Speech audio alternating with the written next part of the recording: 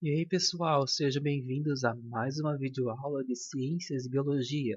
Eu sou o professor Gessé e hoje falaremos sobre o sistema esquelético do nosso corpo.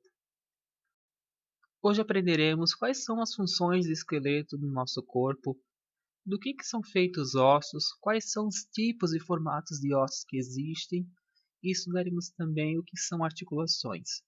Onde encontramos articulações no nosso corpo, quais são os tipos de articulações que existem.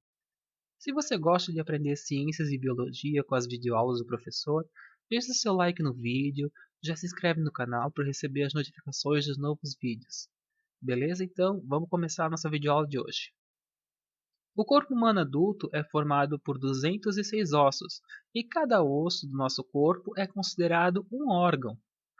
Cada osso possui um nome, inclusive estudaremos sobre esses nomes nessa e na próxima videoaula. Já fica aqui uma curiosidade: o maior osso do corpo humano se chama fêmur e está localizado nas nossas coxas. Então a gente tem o fêmur esquerdo e o fêmur direito. Os menores ossos são chamados estribo, martelo e bigorna. Estão localizados no nosso ouvido interno. Sim, pessoal, o nosso ouvido também tem ossos, tanto o esquerdo como o direito. O nosso esqueleto é dividido em três regiões diferentes: a região da cabeça, a região do tórax e a região dos membros. Podemos dizer de forma bem simplificada que o esqueleto humano possui três funções diferentes. A primeira que eu vou citar é a função de sustentação, ou seja, deixar o nosso corpo com formato ereto com o formato em pé. Se a gente não tivesse esqueleto, eu creio que a gente seria tipo de uma ameba, assim, toda amassadinha. Outra função dele é a locomoção. O esqueleto associado ao sistema muscular, ao sistema nervoso, permite que a gente realize os movimentos.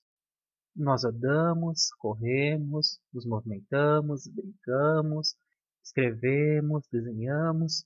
Todos esses movimentos que realizamos é graças também ao sistema esquelético. A terceira função que podemos citar desse sistema é que o esqueleto humano ele protege alguns órgãos vitais.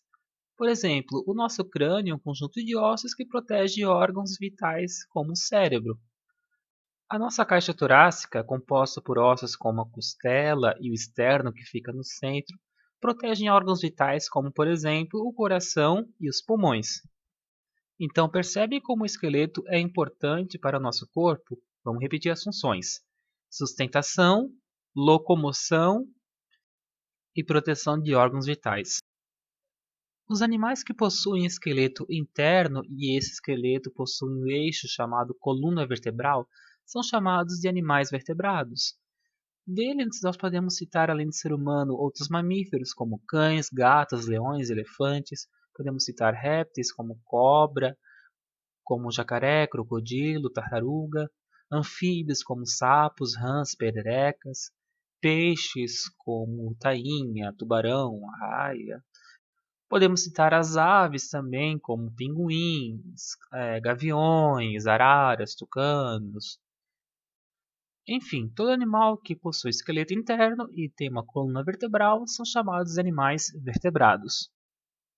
Agora vamos estudar um pouquinho mais sobre a composição dos ossos. O principal tecido que forma os ossos é o tecido conjuntivo ósseo, e é ele que torna os ossos resistentes, ou seja, os ossos são difíceis de quebrar tecnicamente. Esse tecido conjuntivo ósseo é composto por uma matriz celular, ou seja, o espaço que fica entre as células, composta principalmente por sais de cálcio, fósforo e colágeno. Na videoaula sobre o tecido conjuntivo ósseo, o professor destacou a importância de comer alimentos ricos em cálcio e fósforo, porque eles tornam os ossos mais resistentes. Alimentos como vegetais da cor verde escura, queijo e leite e seus derivados são ricos em cálcio e fósforo. Já o colágeno também é uma proteína que a gente consegue através dos alimentos, como por exemplo através das carnes, através dos ovos e através das gelatinas. A gente pode comprovar a eficácia do cálcio e do fósforo na constituição dos ossos através de um experimento. Se a gente pegar um osso de galinha, colocar um pouco de água e vinagre e começar a aquecer, depois de algum tempo a gente retira esse osso e percebe que ele está mole, que ele está totalmente flexível. Isso porque o vinagre, diretamente em contato com o osso, ele retira o cálcio e fósforo dele, deixando ele mais flexível, perdendo a sua resistência. O calor também altera as propriedades dos ossos e deixa eles mais quebradiços. Mas isso não significa que a gente não possa consumir vinagre, pessoal. Na verdade, quando a gente consome vinagre normalmente, esse vinagre ele não tem contato direto com os ossos como no experimento. Recomendo não realizar esse experimento em casa. Quando nós voltarmos às aulas normais, o professor vai realizar esse experimento em sala para os alunos dele. Em relação ao formato dos ossos, existem três tipos de formato: os ossos longos, os curtos e os chatos. Os longos são aqueles que têm um comprimento maior que a largura e a espessura. São aqueles ossos clássicos que a gente conhece, aqueles bem compridos. Alguns exemplos de ossos longos são o fêmur, que eu já falei anteriormente, que é o maior osso do corpo, o húmero, que faz parte do braço, e a tíbia, que é um dos ossos da perna, junto com a fíbula, que também é um osso longo. Os ossos curtos apresentam comprimento, largura e espessura semelhantes, como por exemplo a patela, que é a famosa rótula que a gente encontra no joelho, os ossos do carpo, que estão localizados na nossa mão, e os ossos do tarso, que estão localizados no nosso pé. Na verdade, mãos e pés têm estruturas ósseas semelhantes, são vários ossinhos que estão ali juntos que mais para frente a gente vai estudar. Por final, nós temos os ossos chatos. Eles são finos e são achatados, como por exemplo a escápula, que fica na região do ombro, os ossos que fazem parte das costelas e os ossos que fazem parte do crânio. O crânio também não é formado por um osso único, são vários ossos que estão ligados. Então, esses são os três formatos que os ossos podem ter: longos, curtos e chatos. Para quem não entendeu ainda, esses chatos vêm do termo achatado. Agora, galera, pegando como exemplo um osso longo para ficar mais fácil de entender, vamos estudar quais são as estruturas que os ossos possuem. Dentre elas, nós podemos citar as epífises, a diáfise, o periósteo e o canal ósseo. Calma, pessoal. São nomes diferentes, são nomes que vocês podem considerar estranhos, mas vejam cada um com calma que é bem fácil de entender para que serve cada região dessas. As epífises são as extremidades dos ossos, é como se fossem as pontas dos ossos. Essas epífises são recobertas por cartilagem, sim, aquela cartilagem do tecido cartilaginoso que já estudamos anteriormente. A diáfise seria a região que fica entre as duas epífises. Então eu tenho uma epífise na ponta, a outra na outra ponta e a região do meio é a diáfise. O periósteo é a membrana que reveste o osso, é como se fosse o revestimento dele literalmente. E por fim, o canal ósseo é a região interna do osso, a parte de dentro, onde a gente encontra a medula óssea. Medula óssea, vocês já devem ter escutado alguma coisa, mas mais especificamente a medula óssea vermelha que está dentro dos ossos, ela forma as células sanguíneas que a gente já estudou, como os glóbulos vermelhos, glóbulos brancos e plaquetas. Então, sim, pessoal, é dentro dos ossos que são formadas nossas células sanguíneas. Pode parecer estranho, mas é a realidade. Agora que já estudamos um pouco sobre o esqueleto e sobre os ossos, né, sua composição e formatos, agora vamos falar um pouco das articulações. As articulações também são chamadas de juntas e são as regiões que ficam entre os ossos. Então, por exemplo, olhem essa imagem aqui que o professor está mostrando. É uma imagem do nosso braço e do nosso antebraço. No nosso braço, nós temos um osso chamado húmero. E no nosso antebraço, nós temos a ulna e o rádio.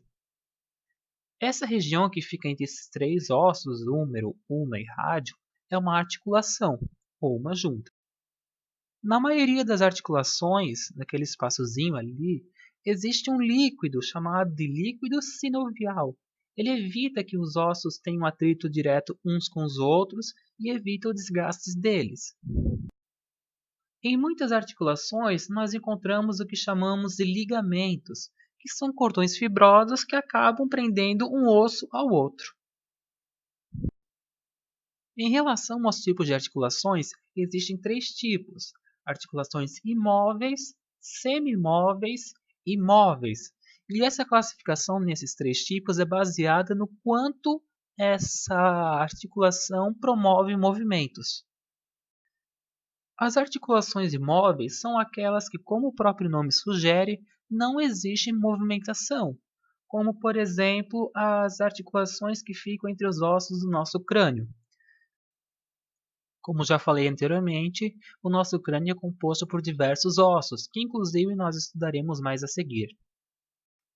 Os ossos que compõem as articulações imóveis são chamados de ossos denteados. Por que isso? Porque têm estrutura semelhante a dentinhos que se encaixam uns nos outros para que não haja realmente nenhum movimento. As articulações semimóveis são aquelas que permitem poucos movimentos, ou seja, movimentos pouco amplos, como por exemplo as articulações que ficam entre os ossos da coluna vertebral. A coluna vertebral é formada por 33 ossos chamados vértebras, e entre cada um desses ossos existe uma articulação semimóvel. Nós podemos realizar alguns movimentos com a nossa coluna vertebral, como por exemplo nós curvarmos, virarmos um pouco o tronco para o lado, para o outro, mas nunca movimentos muito amplos.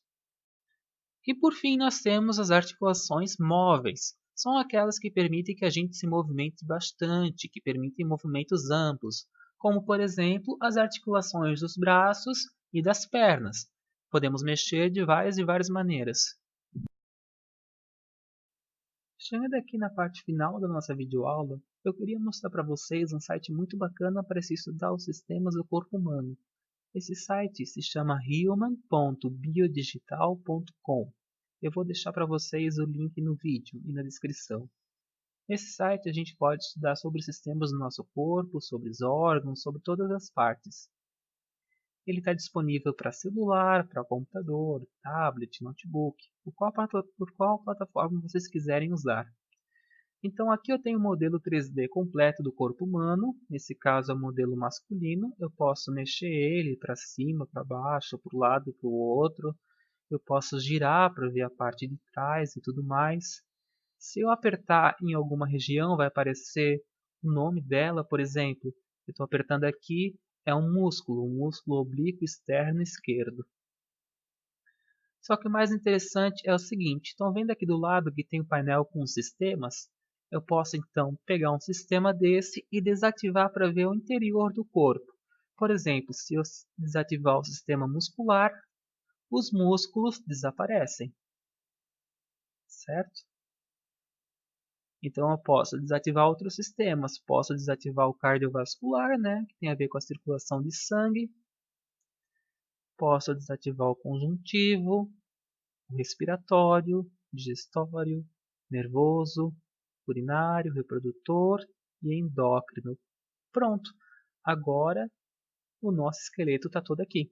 Os 206 ossos que eu falei no começo do vídeo.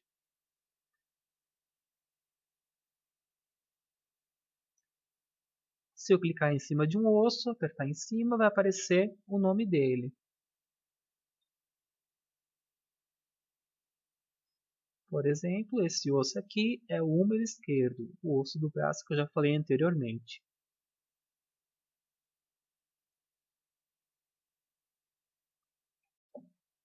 O húmero, por exemplo, é um osso com formato longo, né? Aquele formato que é mais comprido. Aqui embaixo, os ossos do antebraço, nesse caso essa aqui é a ulna e esse do lado é o outro osso do antebraço, é o rádio. Aqui no meio deles, como a gente já aprendeu, nessa regiãozinha aqui do meio, nós temos a articulação, né, do nosso cotovelo, que é uma articulação móvel que permite muitos movimentos. Aqui atrás nós temos a parte da coluna vertebral, né, das vértebras.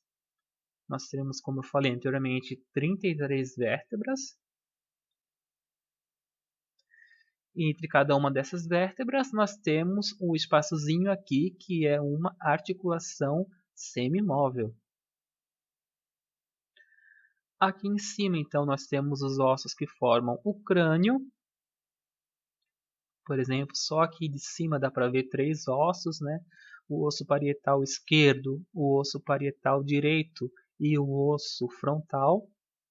E entre eles a articulação imóvel, aquela que é denteada, né? Olha o formatozinho que lembra um pouquinho dentes, né? Que fazem com que um osso fique bem seguro ao outro.